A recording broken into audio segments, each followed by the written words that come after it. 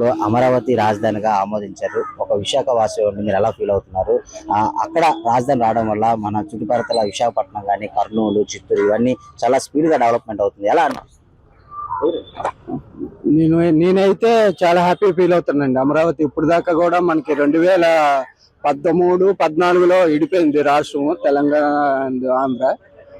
ఇప్పటికి ఇన్నాళ్ళకి కళ నెరవేరినందుకు కూడా చాలా హ్యాపీగా ఫీల్ అవుతున్నానండి, నా ఒపీనియన్ అయితే మాత్రం. సరే, ఇప్పుడు అక్కడ రాజధాని రావడం వల్ల ఇప్పుడు విశాఖపట్నం చూసినట్లయితే అనేక రకాల సంస్థలు వస్తున్నాయి. గూగుల్ డేటా సెంటర్ కానీ, కాక్నజెంట్, అక్కడ అనకాపల్లిలో స్టీల్ ప్లాంట్ కూడా శంకుస్థాపన చేయడం జరిగింది. ఇవన్నీ చూస్తుంటే మీకు ఎలా అనిపిస్తుంది? చాలా హ్యాపీగా ఉంది సార్. ఈ ఐటీ హబ్ కూడా బాగా, మెట్రో కూడా వస్తుంది అంటున్నారు. చాలా హ్యాపీ. అంటే ఒక విశాఖపట్నం కాకుండా కర్నూలు, చిత్తూరు, తిరుపతి ఇవన్నీ కూడా డెవలప్ అవుతుంది. ఇక్కడ రాజధాని ఉండడం వల్ల కరెక్ట్ అంటారా?